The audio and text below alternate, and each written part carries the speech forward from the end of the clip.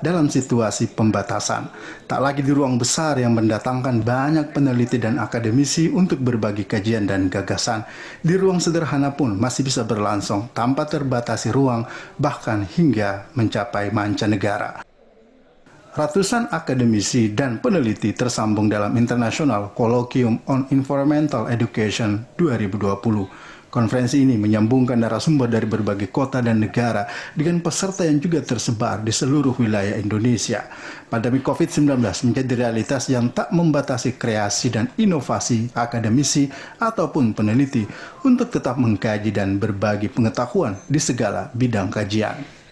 Setelah wabah ini, pandemi ini berlalu, ini tidak boleh berhenti sampai di sini, tetapi justru kesempatan bagi kita bahwa esensi dari kegiatan itu justru terwadahi di sini. Esensi sebuah seminar kan pertukaran gagasan, komunikasi ilmiah, lalu kemudian adanya publikasi. 3 hal itu. Saya kira di masa depan ketika pandemi ini berlalu, tetap 3 hal ini sebagai komunikasi, lalu kemudian pertukaran gagasan dan publikasi tetap harus berjalan, entah dengan cara on-site ataupun online. Ini menjadi kebutuhan kita di perguruan tinggi. Southeast Asia Academic Mobility atau SEAM menjadi wadah para peneliti dan akademisi untuk tetap terhubung dari berbagai universitas dalam beragam kajian yang aktual. Fasilitas teknologi informasi yang tersedia sangat memudahkan adaptasi dunia pendidikan untuk terus berkarya di tengah pembatasan aktivitas di masa pandemi COVID-19.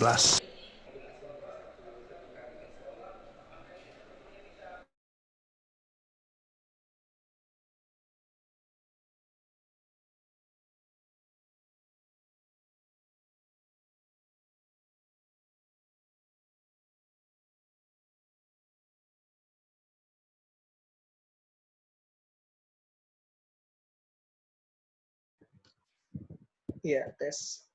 Dr. Sudirman. Silakan di-unmute.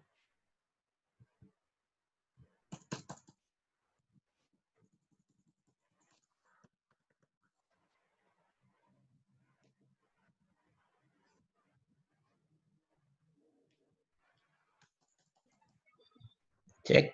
Halo, Assalamualaikum. Waalaikumsalam. Kedengaran Pak Ruslan ya? Siap, siap. Oh ya.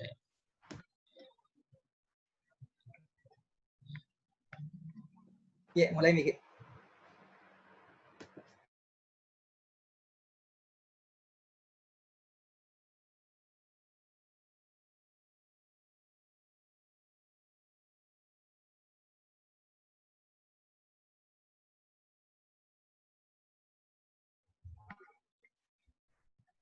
Saya mulai ya?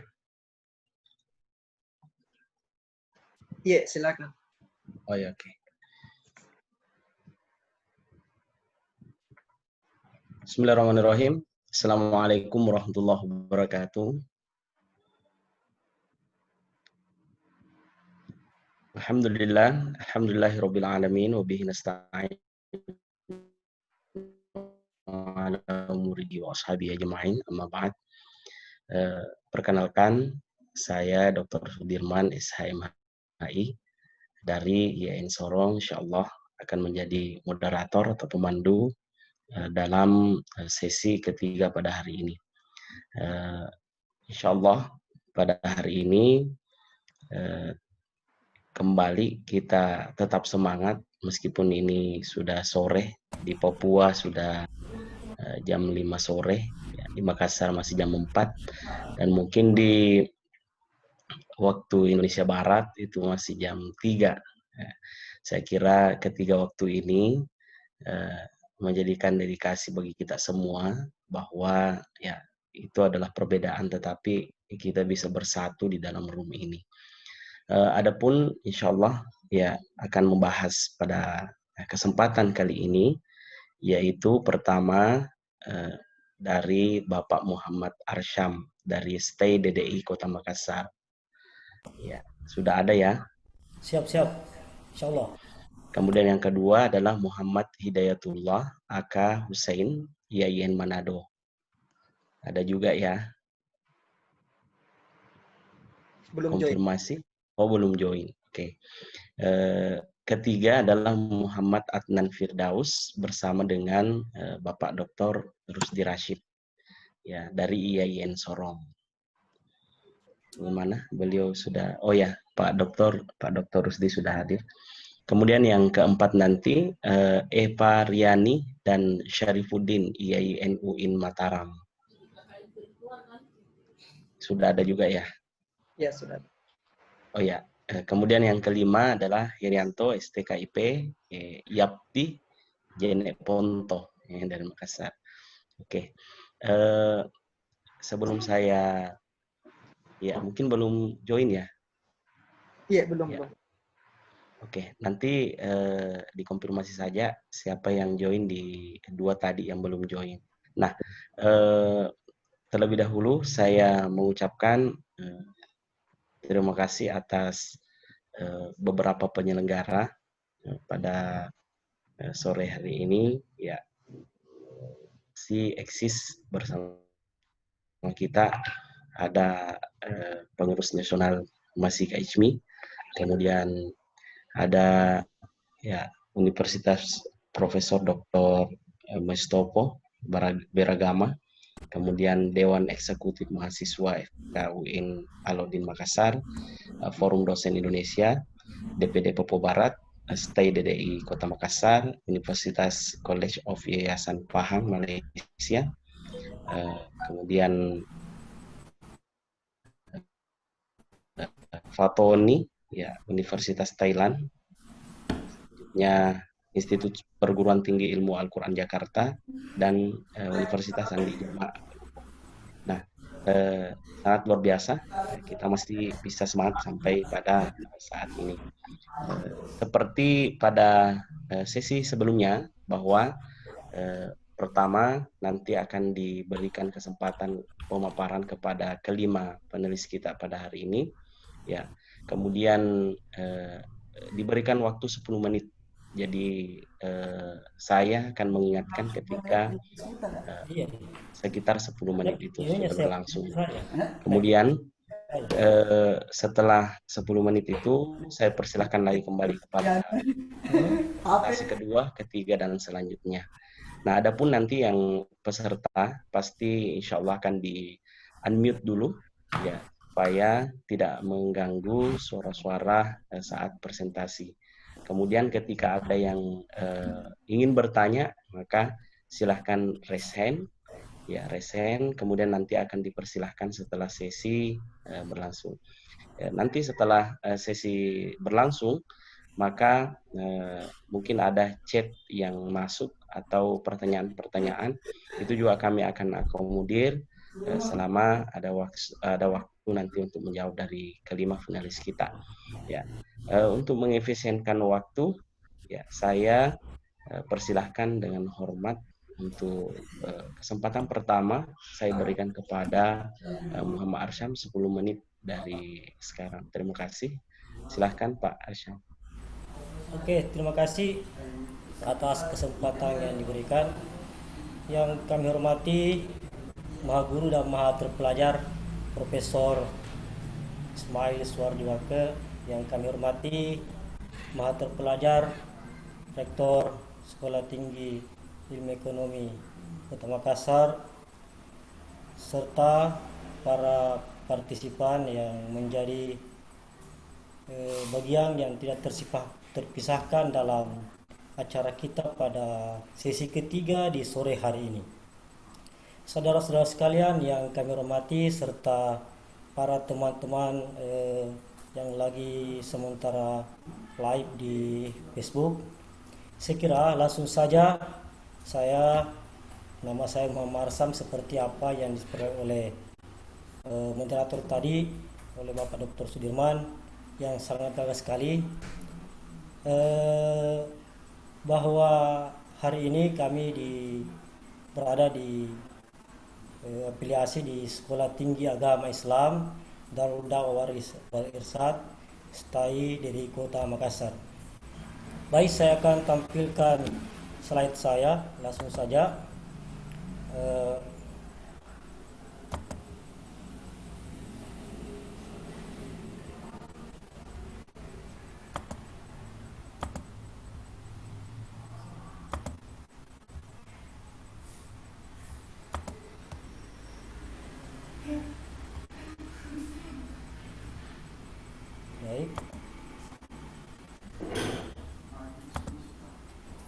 Sobat belum masuk.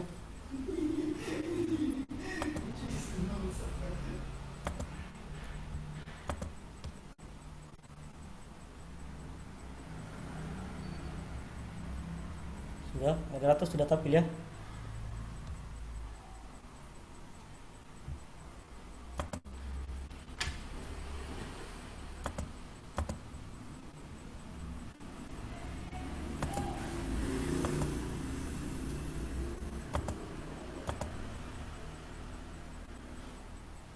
Halo.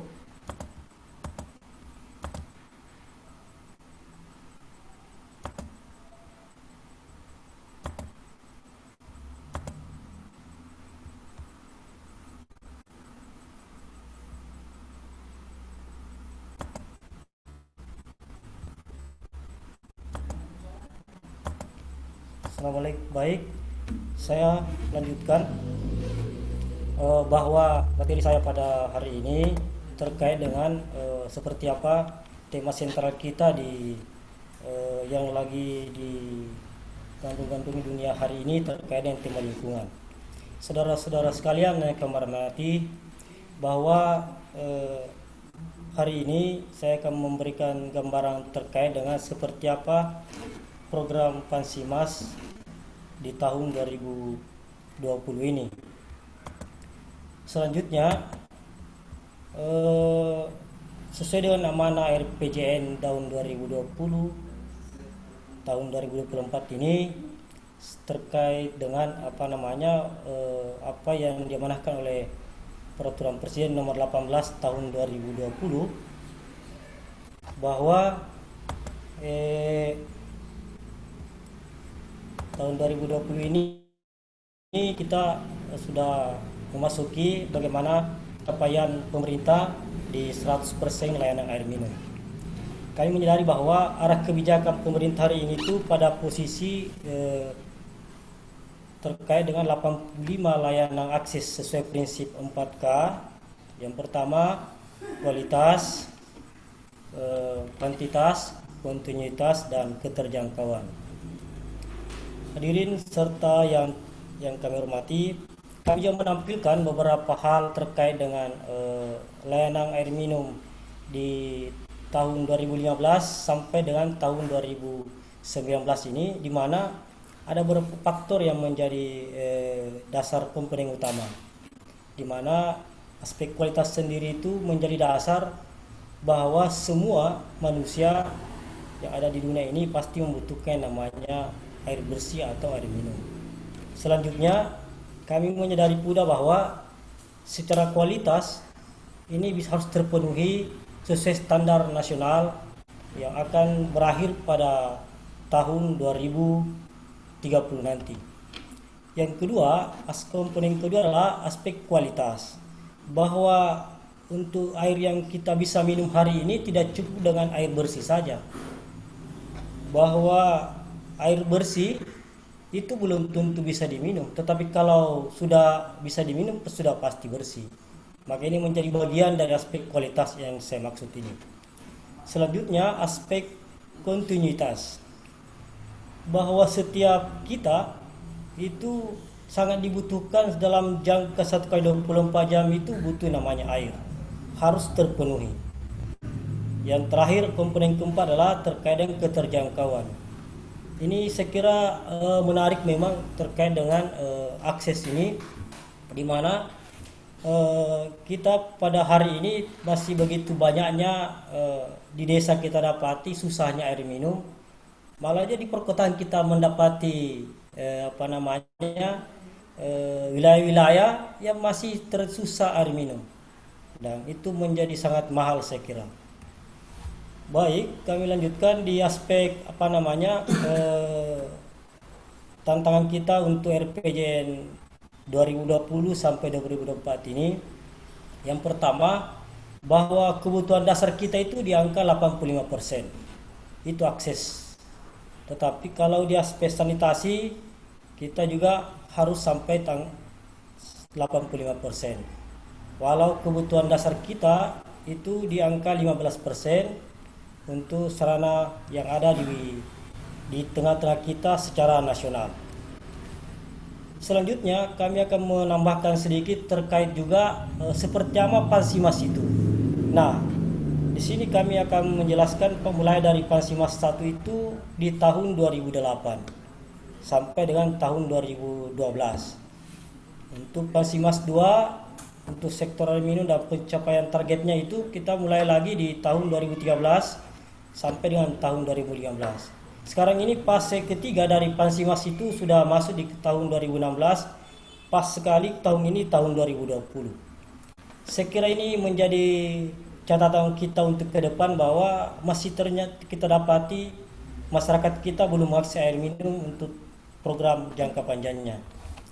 Baik untuk platform Pansimas sendiri itu, yang pertama adalah komponen utamanya adalah bagaimana masyarakat di desa itu bisa pemberdayaan pelembaganya yang harus dibenahi. Yang kedua, bagaimana masyarakat desa di aspek perilaku higienis dan pelayanan sanitasi total berbasis masyarakat. Dan yang ketiga juga penyediaan prasarana air minum dan sanitasi umum di desa. Saya kira pemerintah sudah begitu besar perhatiannya terhadap pemerintah provinsi, pemerintah kabupaten kota, dan pemerintah desa yang harus betul-betul menyiapkan kebutuhan dasar manusia atau masyarakatnya di desa tersebut. Yang keempat adalah hibah intensif. Saya kira ini insentif ini penting untuk layanan bisa berkembang di setiap desa. Dan yang terakhir adalah dukungan manajemen pelaksanaan program. Dalam hal ini program Pansimas sendiri. Saya kira saya tidak bisa terlalu jauh menjelaskan terkait dengan bagaimana tahapan ini karena ini siklus, nanti dibagi saja oleh moderator selanjutnya. Saya lebih pada aspek kriteria desa, bagaimana sasaran untuk Pansimas ke depan. Jadi untuk desa-desa yang belum mendapatkan Pansimas, kriterianya adalah pastinya ya belum pernah mengikuti program Pansimas. Yang kedua, tidak termasuk dalam rencana pengembangan PDM. Jadi kalau di desa-desa ini kan masih banyak kita dapati belum ada PDM. Kalau di kota ya tidak ada masalah saya kira. Yang ketiga, membutuhkan bantuan penyediaan spam dan sanitasi.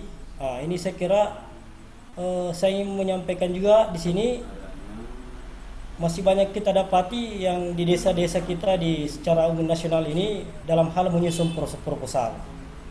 Sudah dilakukan sosialisasi beberapa kali di tingkat masyarakat dan masih banyak yang belum mengerti. Yang keempat adalah harus setiap desa itu memiliki sumber air baku yang jelas. Karena bagaimana kita membangun prasarana air bersih desa dan sanitasi kalau tidak ada sumber air bakunya, minimal sumur dalam dan sumur dangkal, dan kalau alternatif adalah bisa sumur dalam atau pengeboran. Yang terakhir, bahwa setiap masyarakat desa itu harus berkontribusi minimal 20%. Itu kewajiban, di mana dalamnya terdiri dari in-cash atau uang tunai sebesar 4%, dan in-kind atau tenaga kerja atau gotong royong atau partisipasi masyarakat dalam hal program Pansimas ini sebesar 16%. Dan yang terakhir, setiap desa yang mau mengikuti program Pansimas ini, yang kami dapati di hasil survei kami itu bahwa kepala desa harus berkontribusi sebesar minimal 10% dalam pembiayaan APBDS-nya.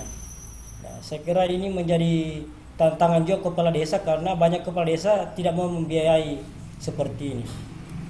Selanjutnya saya ingin menjelaskan juga yang terakhir terkait dengan tujuan program Pansimas. Jadi tujuan akhir program Pansimas adalah meningkatkan akses masyarakat terhadap pelayanan air minum dan sanitasi yang berkelanjutan di wilayah pedesaan dan perkampungan atau pinggir kota, malah sampai dalam kota sendiri. Kalau ternyata dalam kota masih ada akses yang belum dilayani oleh PDM, ya saya kira bisa diajukan untuk mengajukan proposalnya. Yang terakhir saya kira terkait dengan prinsip layanan air bersih untuk program Pansimas ini, yang pertama harus kita punya secara kelembagaan harus tanggap kebutuhan. Yang kedua, kegiatan ini harus bersifat partisipatif. Yang Oh ya, ketiga, bisa ini kegiatan ini dipercepat harus lagi, Pak. belajar. Dari waktunya sudah 10 menit lewat, mungkin bisa Oke. dipercepat lagi. Saya kira Ya, terakhir bahwa Pasimas ini berbasis kejujuran, dapat dipercaya tanpa pamrih dan gotong royong. Sekian dan terima kasih. Saya kira ya apa yang saya sampaikan dan bisa di slide ini menjadi dasar untuk ada dokumentasi yang kami tampilkan di sini juga untuk bisa kondisi awal Pasimas, lihat kondisinya, ada partisipasi masyarakat, ada pengoborannya, ada hasil kerja yang dilakukan Pasimas di tingkat desa yang saat ini ada di Kabupaten Goa. Sekira demikian apa yang sempat saya sampaikan pada materi kali ini. Billahi musta'an wa wal istiqlal. Billahi taufiq hidayah. Wassalamualaikum warahmatullahi wabarakatuh. Waalaikumsalam warahmatullahi wabarakatuh. Terima kasih atas paparan dari Muhammad Arsyam. Untuk lebih efisiennya kembali, saya mengingatkan bahwa waktu yang diberikan kepada para pembicara itu 10 menit, ya. Sehingga saya kemudian memberikan waktu kepada pembicara kedua kita, yaitu Muhammad Hidayatullah. Mungkin sudah hadir Belum. Muhammad Hidayatullah ya? Belum. Belum ya? Ya, kalau begitu mungkin meminta kesediaan dari Bapak Dr. Rusdi Rashid, IAIN Sorong.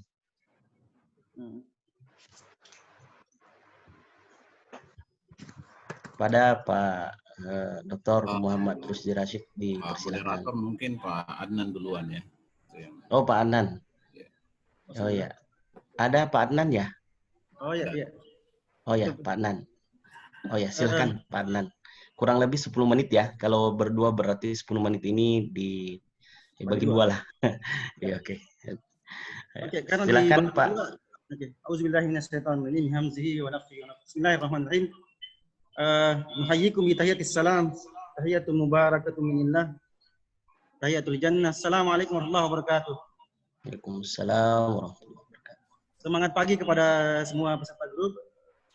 Yang saya hormati Pak WK, Pak Hos, Pak Rusdi Rashid, semua yang terpelajar dan terhormat di grup ini. Karena cuma 5 menit bagi dua, saya barangkali untuk etape awal ini lebih kepada framing dulu, begitu. Bingkai, saya ingin memberikan bingkai kepada peserta grup supaya kita tidak kering gitu. Karena kalau PowerPoint ini kan bisa kita baca, bisa kita sharing di WA begitu dan bisa dituntas lah. Topik kita adalah implementasi multiple intelligence for teaching dalam menciptakan sekolah unggulan. Titik kritis yang ingin kita paparkan, memang teori Howard Gardner ini kemudian dikritik oleh para pengkritisnya, terutama pada titik spiritual intelligence yang katanya tidak termaktub dalam teori Howard Gardner gitu. Walaupun saya sebagai penulis artikel ini mengatakan itu tidak benar karena di poin 9 itu ada, di poin 9 kecerdasan itu ada, eksistensial. Itu ada. Itu yang pertama. Yang kedua, artikel ini juga dikritik karena katanya kering dari nilai-nilai nubuat begitu. Nilai-nilai yang berbau Quran dan Sunnah. Padahal kalau kita bicara fondasi yang agak redix begitu, sesungguhnya Al-Quran sudah memberikan fondasi dan framing juga haluan tentang basic pengembangan multiple intelligence ini. Ketika kita tahu kan ayat yang pertama turun kan perintah untuk membaca. Iqra bismi rabbikal ladzi khalaq, khalaqal insana min 'alaq. Iqra wa rabbukal akram. Perintah membaca itu sesungguhnya adalah basis untuk mengembangkan semua bentuk kecerdasan, baik yang ditemukan oleh Howard Gardner ataupun yang kemudian akan ditemukan oleh semua peneliti sampai hari kiamat. Kemudian dalam konteks aktual COVID-19 saat ini, teori multiple intelligence ini banyak yang mengatakan menemukan momentumnya. Kenapa demikian? Karena kita kan nggak tahu kapan habisnya ini pandemi COVID, dan kita juga nggak tahu perubahan apa yang akan terjadi setelah wabah ini tuntas begitu. Yang sekali lagi tidak penuh ketidakpastian. Gitu. Kalau kita putar ke arah belakang, puluhan tahun yang lalu ketika pandemi seperti ini terjadi, wabah IMUAS terjadi di zaman. Nah itu kan kemudian melahirkan revolusi besar dalam ilmu pengetahuan, melahirkan para pemimpin-pemimpin hebat, dan melahirkan peradaban baru. Kami kemarin berdiskusi dengan Ketua Yayasan Al-Iza, beliau bahkan agak radikal mengatakan, jangan-jangan setelah pandemi COVID-19 ini berakhir, orang kemudian nggak butuh sekolah lagi begitu, karena sudah asik dengan virtual segala macam. Jangan-jangan dia mengatakan orang lebih momentum menguatkan multiple intelligence ini malah semakin lebih kuat begitu. Karena kalau kemudian sekolah hanya sempit, ijazah, nilai dan segala macam itu kemudian akan hilang eksistensinya dengan COVID ini. Dalam konteks Papua ini memang tema ini agak unik begitu, karena bagaimana kita membumikan tema yang sangat langit ini, yang sangat besar ini dalam kondisi sosiologis antropologi Papua yang orang bilang, maaf, kadang masih primitif begitu. Saya beberapa tahun ngajar di Pokoda, Muslim Pokoda, itu banyak pengalaman saya kalau saya mengutarakan bisa jadi buku tuh. Saya juga pengasuh panti asuhan yang dulu saya Ya, dipersingkat. minta maaf Pak Adnan.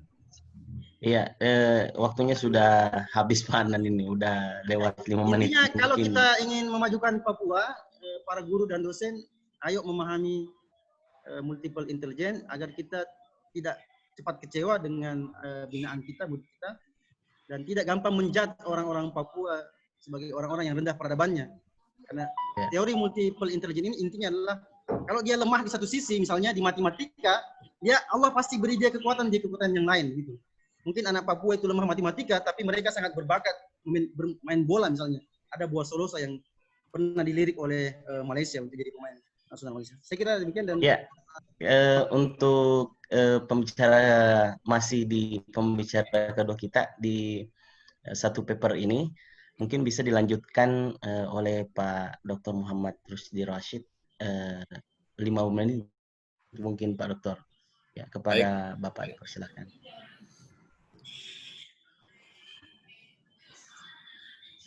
Ya. Baik, terima kasih. Assalamualaikum warahmatullahi wabarakatuh. Waalaikumsalam. Saya ingin mengucapkan terima kasih kepada moderator yang telah memberikan kami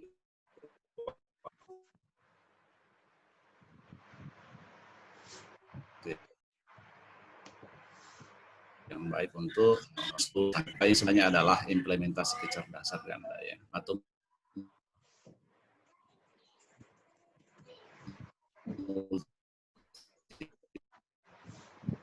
integral kali ini yang luar biasa ya, seminar internasional.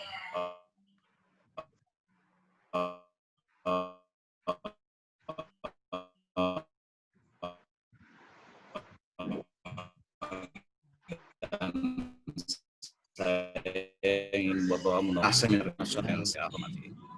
Pertama, saya ingin memperkenalkan diri saya adalah Muhammad Rusdi Rashid, adalah dosen IAIN Sorong. Jadi, kali ini sebenarnya adalah hasil penelitian tentang implementasi multiple intelligence, bagaimana menciptakan sekolah unggul atau sekolah favorit di SDIT Sorong. Jadi hasil penelitian ini sebenarnya menjelaskan bahwa bagaimana menerapkan multiple intelligence untuk mengajar untuk membuat sekolah unggulan dan mengidentifikasi output siswa dalam penerapan multiple intelligence untuk pengajaran. Jadi hasil penelitian ini sebenarnya menunjukkan ada dua skema besar. Yang pertama adalah SDIT Al-Izzah Sorong itu menerapkan pembelajaran kecerdasan majemuk atau biasa dikenal dengan multiple intelligence sejak berdirinya sekolah itu hingga sekarang. Jadi melalui apa? Melalui program yang terintegrasi yang dinamakan terpadu. Terpadu ini sebenarnya adalah sebuah singkatan. Jadi singkatan ya misalnya singkatan dari T, misalnya T itu adalah telaah. Jadi terpadu itu sangat kompleks dalamnya. Jadi T artinya telaah. Bagaimana siswa itu menelaah, memahami pembelajaran yang diberikan oleh guru. Itu yang pertama. Kemudian E itu adalah eksplorasi. Setelah tadi sudah menelaah, maka dia akan mengeksplorasi pembelajaran yang diberikan oleh gurunya. Gitu. Jadi guru di sini bertindak untuk memberikan arahan sehingga dia akan mengeksplorasi sebagai bagian dari inti materi pembelajaran yang diberikan. Nah, setelah eksplorasi ini ada namanya R. R itu merumuskan. Nah, merumuskan di sini bagaimana siswa membuat konsep dalam bentuk mind mapping. Nah, di situ adalah sebuah keterampilan tersendiri yang tentu saja akan diberikan rambu-rambunya oleh gurunya sendiri. Nah, itu. Nah, setelah merumuskan, ada namanya P, terpadu ya, P sekarang adalah presentasikan. Nah, tadi adalah hasil konsep di mind mapping itu, siswa harus mempresentasikan atau memaparkan di depan teman-temannya, baik itu dalam bentuk sendiri atau berkelompok. Ini kemampuan sendiri ya, kemampuan tersendiri.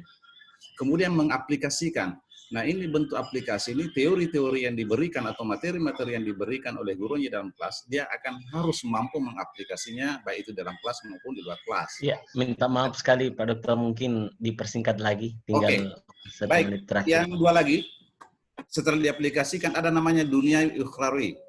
Ya, terpadu ya. Duniawi itu ya guru memberikan arahan atau harus mengaplikasikan materi-materi itu di dalam kelas ke luar kelas dan memahami bahwa itu adalah semua ciptaan Tuhan. Kemudian ukhrawi itu apa manfaatnya ilmu pengetahuan yang dimiliki adalah untuk akhirat.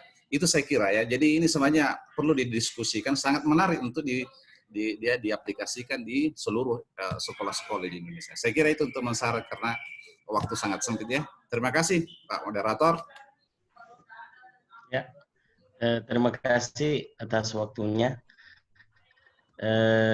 Selanjutnya saya persilahkan kembali, saya meminta kepada Bapak Muhammad Hidayatullah, mungkin sudah hadir? Belum join. Belum ya? Belum join. Oke. Kalau begitu lanjutkan kepada pembicara ketiga kita, yaitu Ibu Eva Riani dan Bapak Syarifuddin dari IAIN Mataram.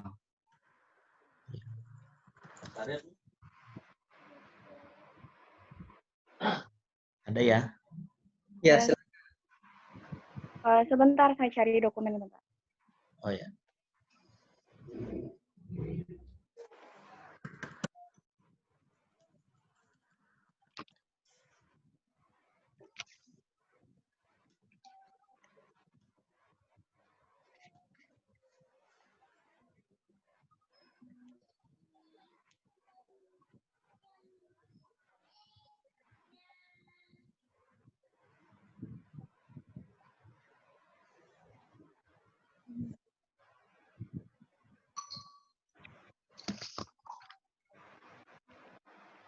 Boleh saya pindah sebentar?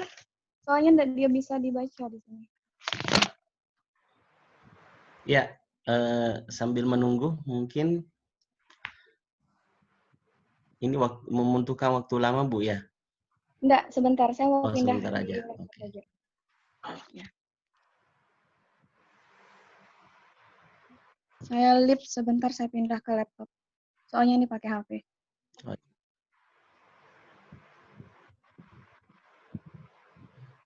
Ya, baiklah, mungkin untuk sementara menunggu, saya lihat sudah ada pertanyaan di kolom pertanyaan untuk mengisi waktu kita. Nah, nanti mungkin ke depannya juga bagi yang mau bertanya itu silahkan di chat aja ya, sambil menunggu nanti apakah ada yang resen atau tidak di sesi tanya jawabnya. Ini saya amati sudah ada yang bertanya ya, karena kemungkinan nanti jangan sampai ada pertanyaannya kemudian yang resen banyak itu tidak diakomodir semua karena keterbatasan waktu ya. Mungkin juga pemateri sebelumnya sudah bisa melihat di chat ada beberapa pertanyaan yang tertuju kepada Bapak. Itu bisa dipersiapkan jawaban secara singkat dan tepat. Ya, kembali ke Ibu.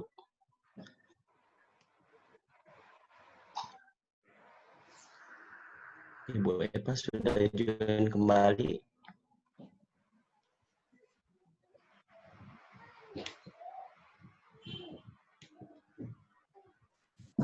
Mana Bu Eva sudah Halo, join kembali? bisa Iya. kedengaran suara saya? Oh boleh, bisa. Ya. Soalnya Tapi agak kecil Bu. kecil. Suaranya agak kecil Bu.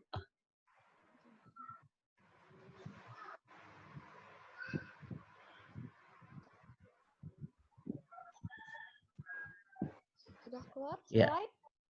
Oke, sudah tampil slide-nya Bu. Silakan Bu. 10 menit waktunya Bu ya. Tunggu sebentar.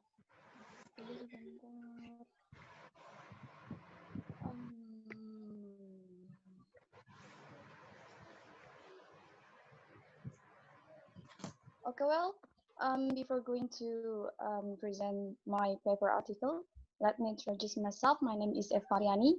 I'm from Mataram State Islamic University. To be corrected, it's already being UIN Mataram, no longer IAIN Mataram. Okay. Okay, the title of my research is Effect of Digital Storytelling Aided Instructions on Students' Narrative Writing and Speaking Skill. We are going directly to the introduction. Okay.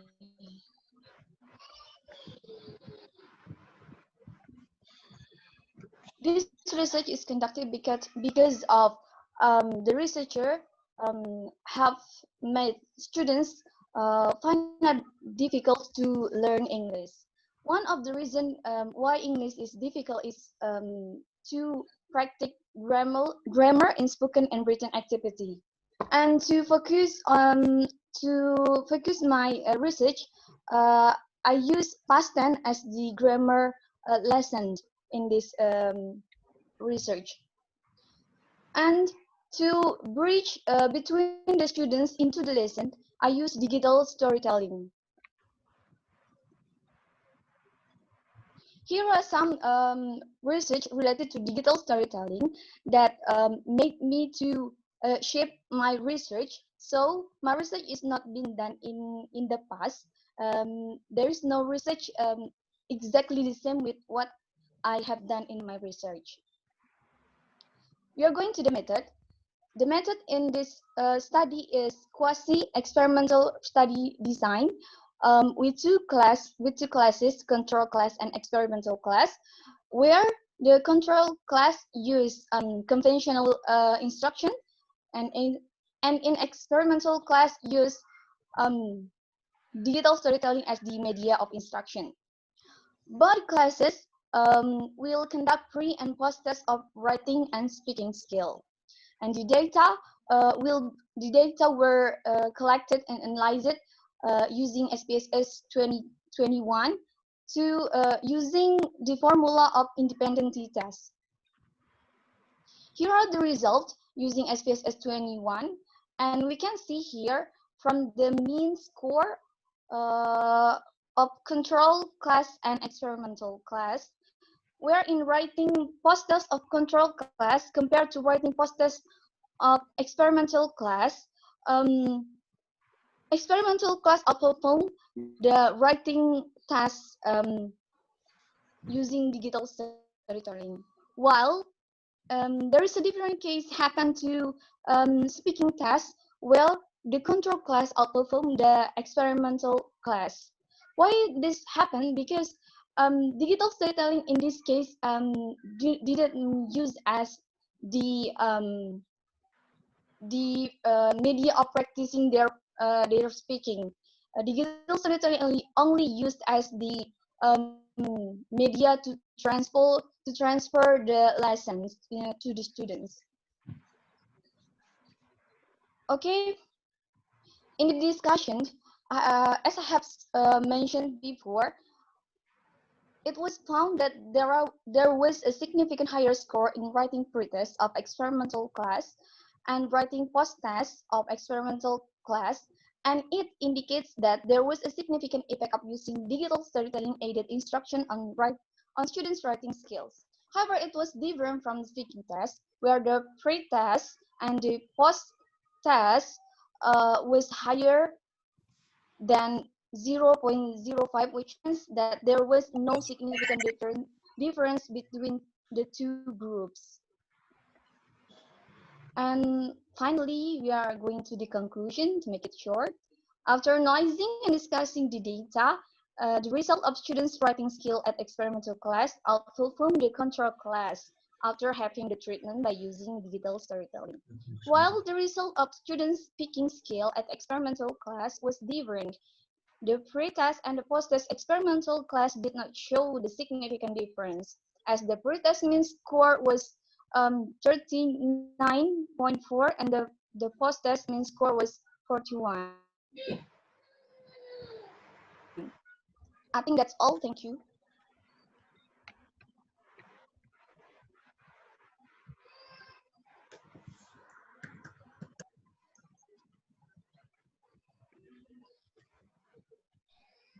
Ya, Ya, padahal selesai. Bu Eva, agaknya terputus ya. Tadi udah di penghujung pembahasannya, di conclusion-nya.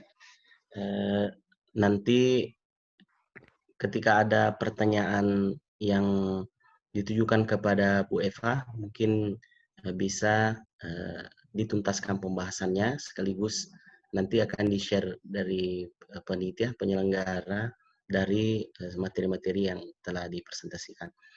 Nah, kembali saya mengundang Bapak Muhammad Hidayatullah, apakah sudah bergabung? Belum, Pak ya? Sudah bergabung. Oh, sudah ada. Oh ya.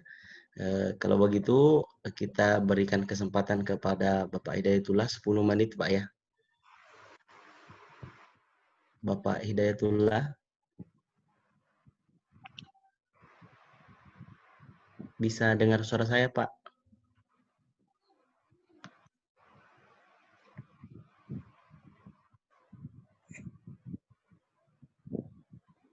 Mic-nya Pak Hidayatullah.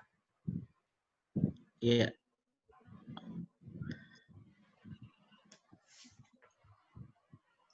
Pak Hidayatullah,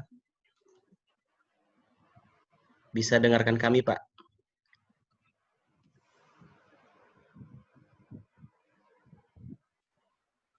Ya, berhubung karena ini untuk efisiennya, kita berikan kesempatan dulu Bapak Herianto dari STKIP Yapti Jenek Ponto. Apakah sudah terhubung?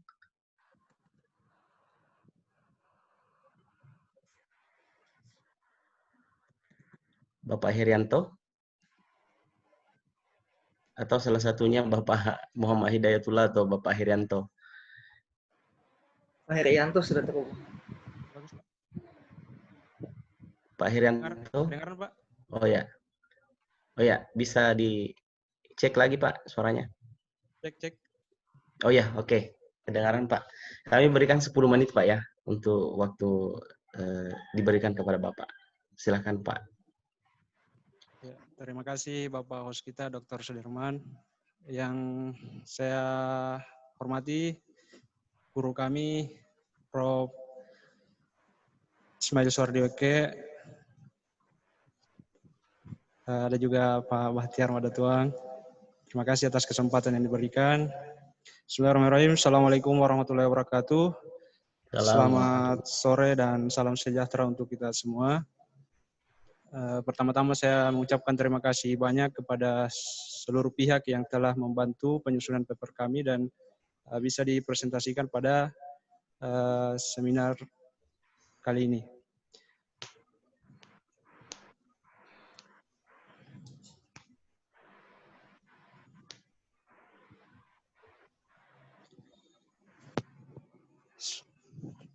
Sudah tampil materinya, Pak? Ya, sudah. Silakan, Pak. Ya, jadi untuk materi dalam paper yang kami angkat ini, saya berserta 4 rekan saya, dosen-dosen dari beberapa perguruan tinggi, mengangkat judul yaitu perbandingan aktivitas belajar dari rumah antara mahasiswa di kota dan di desa selama pandemi COVID-19.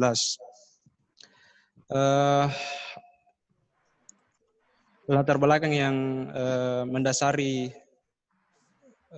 paper ini kami tulis, yang pertama yaitu dari hasil penetapan COVID-19 sebagai pandemi oleh Organisasi Kesehatan Dunia yaitu WHO, dan dasar yang kedua yaitu Surat Edaran Menteri Pendidikan dan Kebudayaan nomor 4 tahun 2020 yang mengharuskan seluruh aktivitas belajar mengajar di semua tingkatan pendidikan itu harus dilaksanakan dari rumah, atau kita kenal dengan istilah belajar dari rumah yang dilaksanakan secara daring. Namun hal ini menjadi masalah tersendiri bagi kita di Indonesia karena tidak semua daerah terjangkau atau memiliki jaringan internet yang memadai untuk dilaksanakannya proses belajar mengajar. Berdasarkan hasil survei dari Asosiasi Penyelenggara Jasa Internet Indonesia, hasil survei mengatakan bahwa baru 14% yang berlangganan internet tetap di rumahnya, dan selebihnya itu berlangganan internet prabayar dan menggunakan ponsel. Dari beberapa teori dan konsep yang menjelaskan tentang aktivitas pembelajaran atau keaktifan belajar dari rumah ini, kami menyusun ada 5 indikator yang jadi tolak ukur nantinya dalam penelitian kami untuk keaktifan belajar dari rumah untuk mahasiswa yang kami teliti. Yang pertama yaitu tingkat kehadiran, yang kedua keaktifan mendengarkan dan memperhatikan presentasi, yang ketiga keaktifan mencatat, yang keempat kedisiplinan mengumpulkan tugas, dan yang kelima keaktifan bertanya atau merespon pertanyaan. Metode penelitian kami yang kami gunakan adalah metode penelitian kualitatif dengan pendekatan studi kasus. Sumber data yang kami gunakan, untuk data primer kami menggunakan 2 orang mahasiswa yang tinggal di kota dalam hal ini yang menjadi kampus yang kami teliti, yaitu UPRI Makassar, 2 orang mahasiswa, dan 2 orang mahasiswa yang bermukim di desa. Dalam hal ini ada 2 orang mahasiswa STKP Yapti Janeponto. Data pendukung yang menjadi data sekunder untuk penelitian ini yaitu hasil wawancara dengan dosen mata kuliah beserta dokumentasi hasil belajar dan hasil observasi yang dilakukan. Untuk penarikan kesimpulan, kami menggunakan triangulasi teknik dan sumber. Hasil penelitian yang kami dapatkan karena waktu yang terbatas, ya, dari 2 kampus yang menjadi tempat kami meneliti ini, keduanya menggunakan aplikasi Zoom dan Google Classroom sebagai media pembelajaran daring, dan baik mahasiswa yang ada di kota maupun yang ada di desa itu menunjukkan hasil yang positif, ataukah mahasiswa yang tinggal di kota maupun di desa ini sama-sama aktif belajar dari rumah berdasarkan hasil dokumentasi maupun observasi yang dilakukan oleh peneliti. Yang menjadi pembeda dalam temuan kami dari mahasiswa yang ada di kota maupun di desa selama pandemi ini, mahasiswa yang tinggal di kota itu hanya terkendala pada biaya penyediaan kuota internet selama pelaksanaan belajar dari rumah. Sedangkan mahasiswa di desa, walaupun hasilnya aktif mengikuti perkuliahan dan pembelajaran, nyatanya ada beberapa kendala yang mendasar yang lebih banyak daripada mahasiswa yang tinggal di kota. Di antaranya jaringan internet yang terbatas membuat mahasiswa harus keluar rumah atau mencari lokasi yang memiliki jaringan internet yang memadai. Yang kedua, biaya penyediaan atau pengadaan kuota internet. Ini sama juga dengan kendala yang mahasiswa di kota. Yang ketiga, penyedia kuota internet yang terbatas di wilayah pedesaan atau mahasiswa yang bermukim di desa. Yang terakhir yang kami temukan dari hasil wawancara dengan mahasiswa,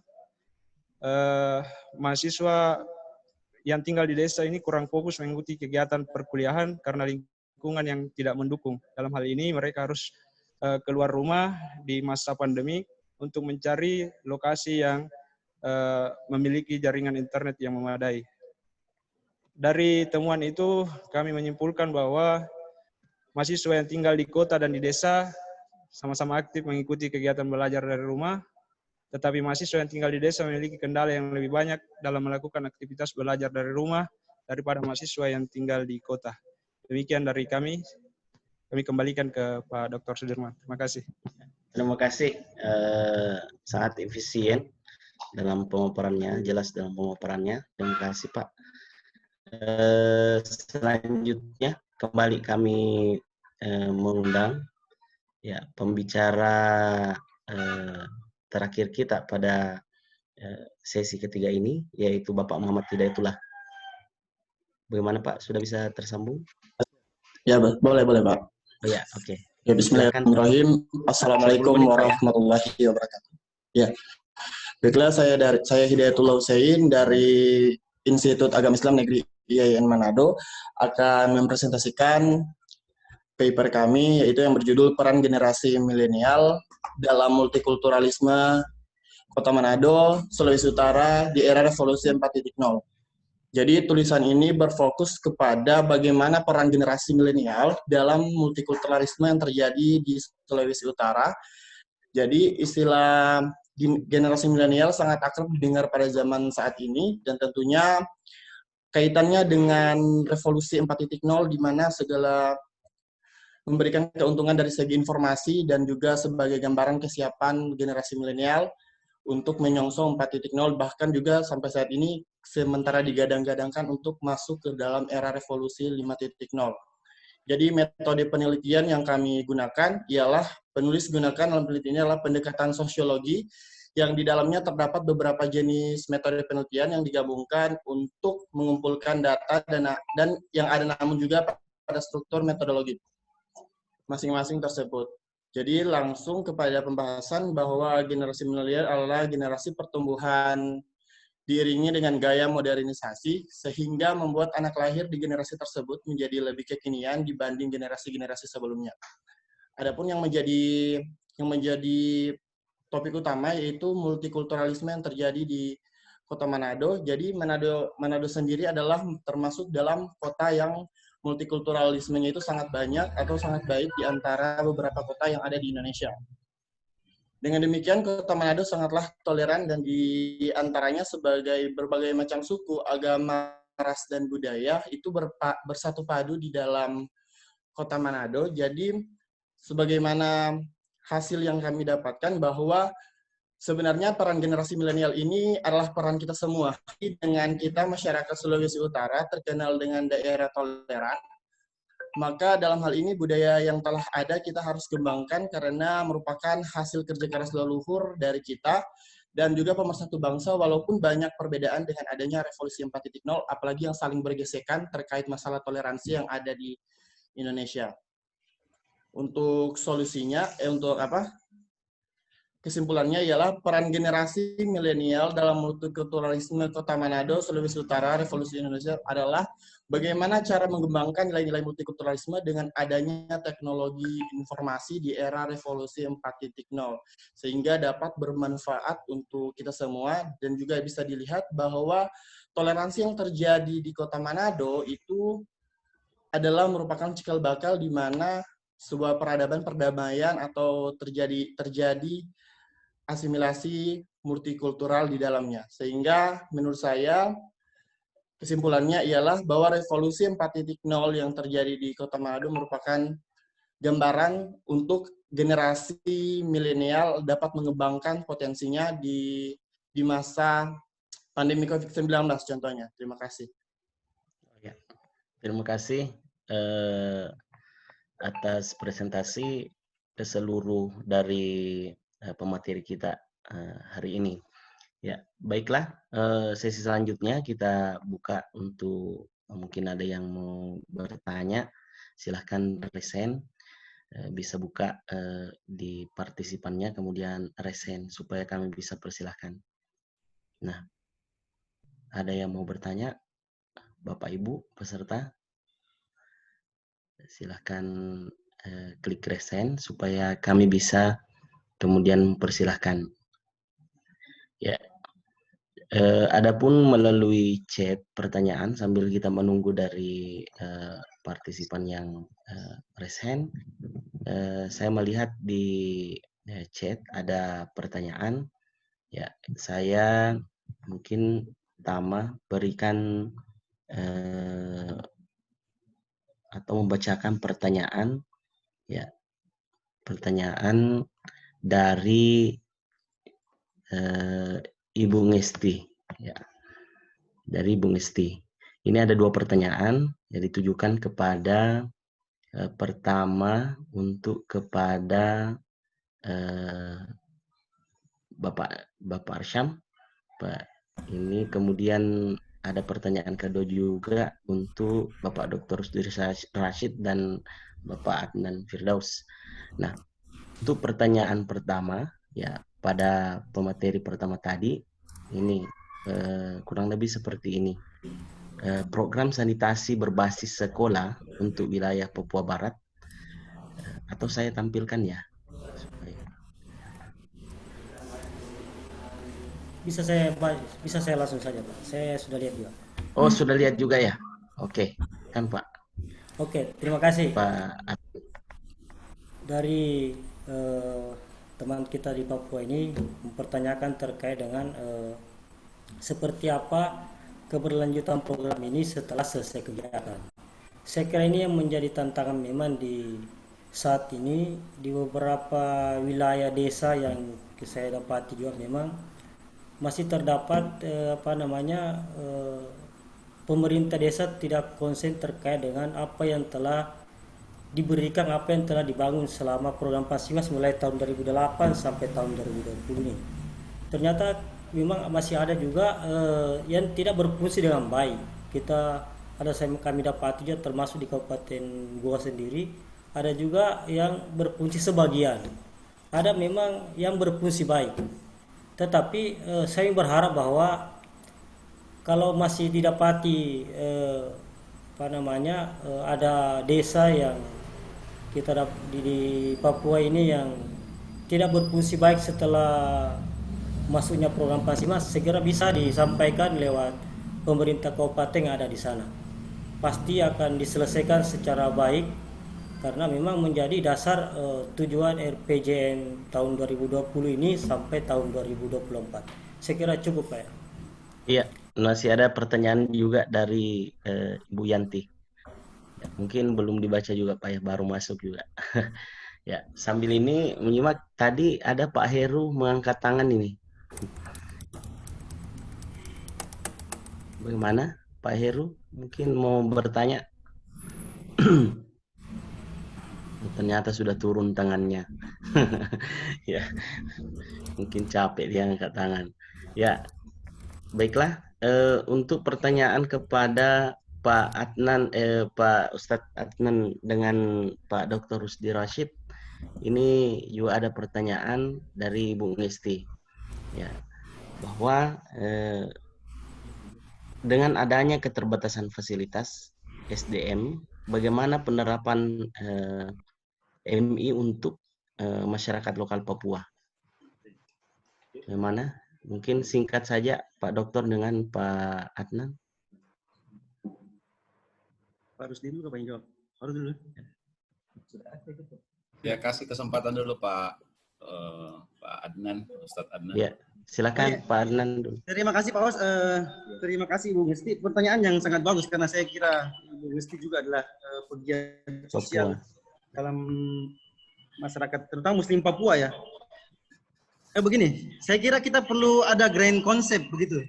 Grand konsep dalam terkait pertanyaan Ibu Gusti yang sangat bagus ini begitu. Saya ingat sekali waktu itu ada Pak Mawardi, profesor guru besar dari Bappenas, yang pada pertemuan FGD dengan MUI, saya sempat mengutarakan bahwa kalau kemudian ini kita harus bicara terang-terangan aja ya, karena begini, saya melihat kan gini, saudara-saudara kita Muslim Papua ini kan tertinggal dengan saudara-saudara kita yang Nasara, itu harus kita akui, karena memang ada grand design untuk menciptakan stigma dan opini seolah-olah Papua ini kan identik dengan Nasrani, begitu, non-Muslim di semua level, MRP-nya, DPRD-nya, segala macam, eksekutifnya, legislatifnya, itu harus kita akui. Itu sebabnya konsep yang begitu bagus dari Al-Izza ini, kalau kemudian hanya dirasakan oleh kelas menengah Muslim di Papua Barat, yang notabene-nya adalah pendatang, saya kira agak riskan gitu, agak riskan. Itu sebabnya waktu saya bilang ke Pak Mawardi, ini harus ada political will dari Bappenas, mungkin bisa dengan menggandeng STAIN.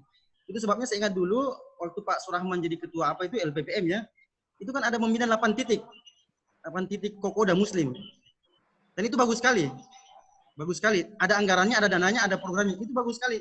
Sayang sekali begitu Pak Surahman doktor itu dihentikan, harusnya STAIN tetap mempertahankan itu, lalu diperluas kerjasamanya dengan Bappenas sehingga konkret begitu. Ini kan harusnya diambil oleh wilayah pemerintah, bukan swasta. Nah, jadi Bappenas ada otsus segala macam, harus mereka yang ambil. Nah, gitu. Ya, Saya oke, dipersingkat Pak Nan. Okay. Ya. Saya ingat di KickND itu pernah diundang Yayasan Surya, yang notabene mereka Chinese, dan mereka mengambil anak-anak pintar dari orang-orang Papua yang notabene, maaf ini bukan syarat, non-Muslim, yang pintar-pintar, lalu disekolahkan di Yayasan Surya. Sudah ada yang sukses menjadi pilot, Pak. Menjadi pilot.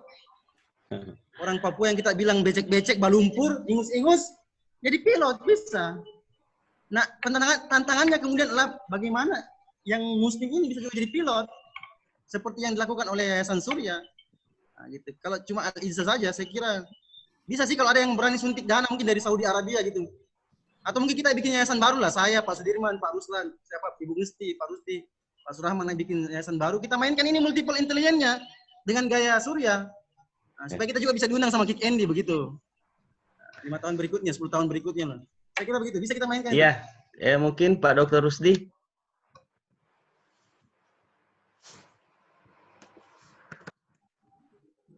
Host, terima kasih host.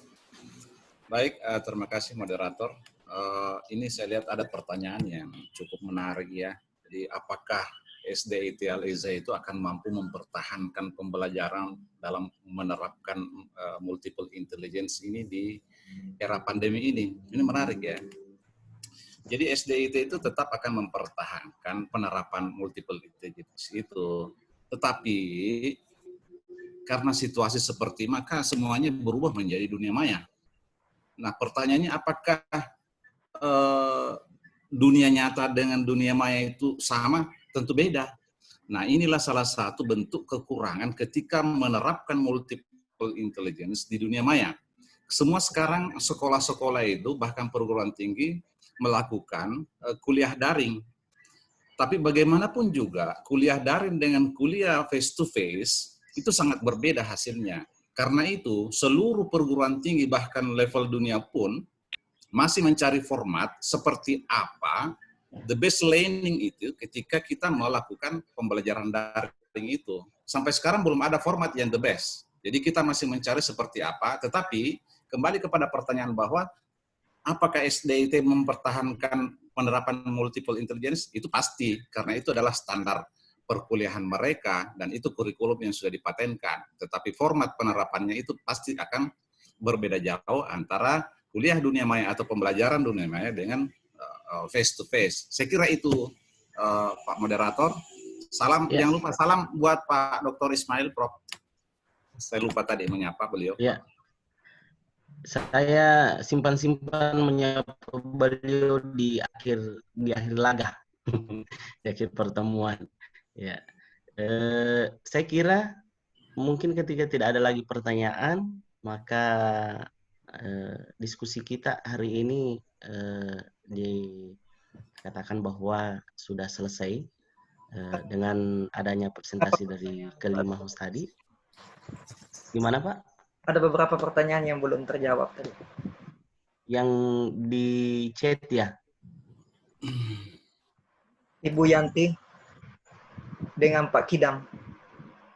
Oh ya, Ibu Yanti. Oke, oh sorry, saya baru ini. Ternyata tidak turun. Ya, silahkan Pak Arsyam, untuk Pak Arsyam ya. Nah, silakan Pak Muhammad Arsyam untuk menjawab dari pertanyaan kedua kita dari Ibu Yanti Sutiani dari Universitas Haluleo. Oke, terima kasih atas pertanyaan ini. Saya kira menarik pertanyaannya dari Ibu Yanti Suryani ini, bahwa apa kendala yang menjadi utama terkait dengan kenapa masih adanya di wilayah pesisir ini belum terakses air minum. Saya kira yang pertama adalah kendala di aspek pemerintah desa, karena program Pasi masuk di wilayah desa itu harus ada kontribusi pemerintah desa 10%. Nah, lagi-lagi banyak kepala desa tidak mau membiayai 10% ini, menjadi kewajibannya untuk memenuhi syarat untuk program Pasi masuk di wilayahnya. Kalau aspek pembiayaan in-kind dalam bentuk tenaga kerja masyarakat yang dalam hal ini gotong royong, saya kira mudah-mudah saja. Dan aspek in-case-nya atau uang tunai masyarakat itu yang 4% mudah, tapi yang berat ini adalah yang 10% pembiayaan dari APBD desa. Saya kira ini yang menjadi kendala utama di setiap desa yang kami teliti selama ini. Terima kasih. Assalamualaikum warahmatullahi wabarakatuh. Ya, kemudian dari Bapak Anur Kidam, itu ya. Jadi ini bertanya, ya, pertanyaannya mungkin ini tidak spesifik kepada siapa, tapi pertanyaan kurang lebih seperti ini. Apakah sistem pendidikan di Indonesia perlu disesuaikan menurut tipe, demografi, dan geografi wilayah? Ya, mungkin ada yang bisa menjawab dengan singkat. STKIP Yapti. Oh ya, oke, Pak Herianto ya. Pak Herianto, silakan. Ya, terima kasih atas pertanyaannya Pak. Jadi mungkin ini pertanyaan untuk yang lebih berhak menjawab ini kelasnya ya, minimal doktor. Tapi ini mungkin menjadi sebuah rekomendasi juga dari hasil penelitian kami tentang sistem pendidikan itu. Karena untuk sebuah sistem pendidikan harus ada penelitian lagi lebih lanjut terkait salah yang kami temukan tadi, yang kami paparkan, dan harus melibatkan banyak pihak untuk ditetapkan menjadi sebuah sistem. Jadi kita harus melibatkan banyak pihak dalam penelitian-penelitian yang nantinya bisa menjadi ataukah merubah sistem pendidikan tersebut. Terus saya juga ingin menjawab ini, ada pertanyaan tentang apa yang Iya. Pak, ya. Apa rekomendasinya Pak ya? Ini ya ada pertanyaan lain tadi Pak di chat. Mohon ya, apakah ini mana ya? Yang tentang ya, apa rekomendasi ya gitu ya? Yang di chat tadi Pak ada. Ya, ini ada. Apa yang ditemukan terbaru dari penelitian komparasi antara anak desa dan kota? Kalau kenyataannya di lapangan, biasanya anak desa lebih berprestasi. Kalau dikatakan biasanya lebih berprestasi, saya anggap itu masih asumsi Pak. Kalau misalnya dikatakan bahwa biasanya yang berprestasi mahasiswa yang di desa daripada di kota, itu tidak menjadi bagian dari yang kami temukan. Jadi saya anggap itu adalah asumsi dan butuh untuk penelitian lebih lanjut. Namun karena penelitian kami ini adalah kualitatif, jadi kasus yang kami temukan bahwasanya mahasiswa di kota maupun di desa sama-sama aktif dari sekian indikator yang menjadi tolak ukur penelitian kami, itu sama-sama aktif dalam melaksanakan ataukah mengikuti perkuliahan daring. Hanya saja beberapa kendala kita temukan untuk mahasiswa yang di desa. Kalau yang di kota hanya satu kendala yang kami temukan. Mungkin demikian Pak. Saya kembali. Oh ya, terima kasih. Ya, mungkin masih ada yang mau bertanya, silahkan kami berikan kesempatan sebelum kita menutup. Masih kita memiliki beberapa menit ke depan. Ya, 7 menit ke depan ya.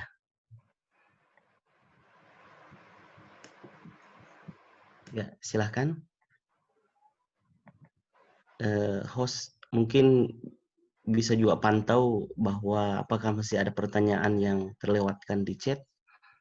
Ya, kalau tidak ada berarti kita berikan masing-masing lah closing statement dari setiap pembicara itu paling lama 2 menit lah gitu ya. Jadi mohon host di kelima pembicara diaktifkan kembali. Saya berikan kesempatan pertama 2 menit Pak ya, Muhammad Arsyam dari SPDDI Makassar. Silahkan Pak. Terima kasih, saya kira tidak terlalu panjang karena di awal saya mengambil banyak waktu. Untuk closing statement kami adalah bahwa kita manusia ini agar segera menghiasi hidup dan keluarga kita dengan air minum dan sanitasi yang berkualitas.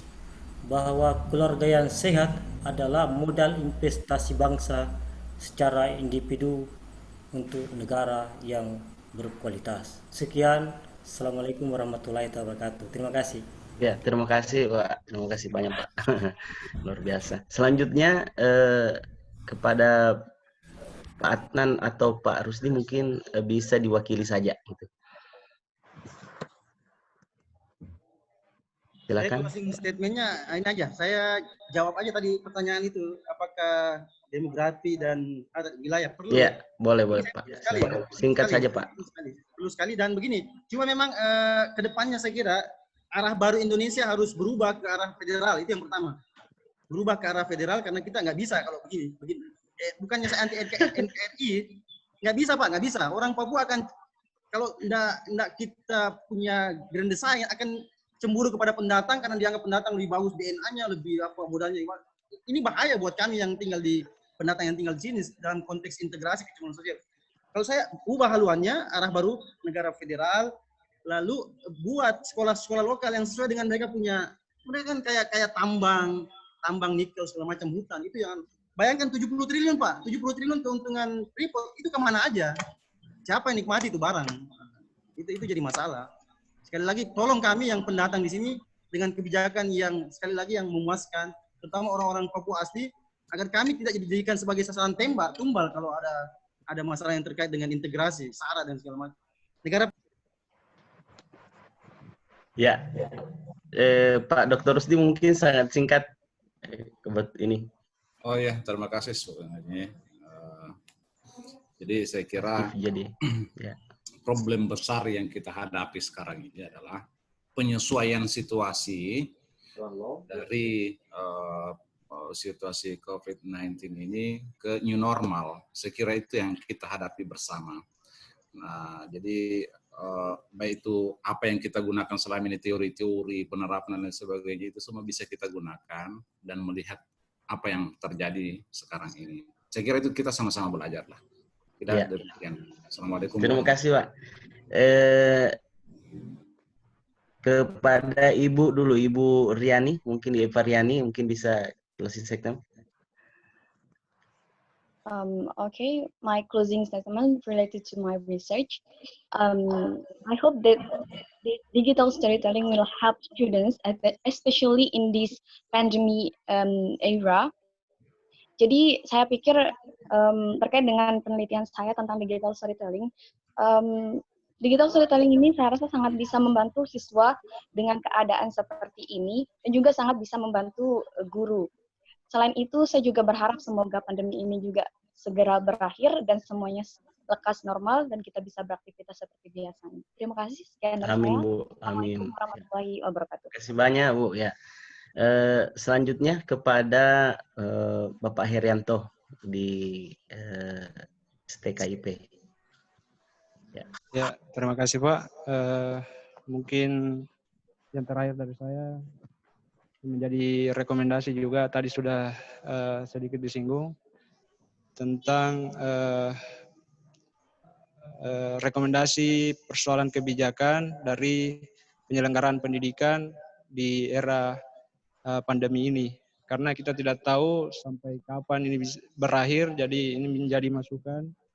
Mungkin dari seminar ini ada semacam rekomendasi untuk mengambil kebijakan bahwa ada perumusan tentang sistem pendidikan yang bisa digunakan ke depannya, karena kita belum tahu sampai kapan pandemi ini bisa berakhir. Mungkin demikian dari saya. Terima kasih Pak, luar biasa. Selanjutnya closing statement untuk pembicara terakhir kita, Muhammad Hidayatullah dari IAIN Manado. Silahkan Pak, host mungkin ya. Thank you.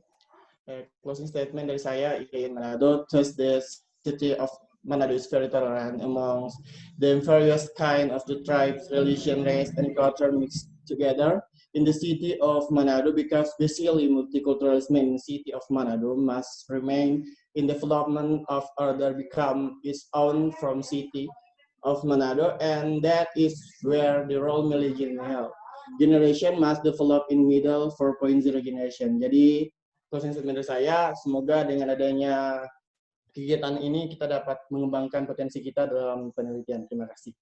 Oh ya, terima kasih banyak Pak, luar biasa. Ya, kembali bahwa selesai dari semua kegiatan kita pada hari ini, sebelum saya kembalikan ke host, saya selaku moderator kembali berterima kasih kepada seluruh penyelenggara, khususnya kepada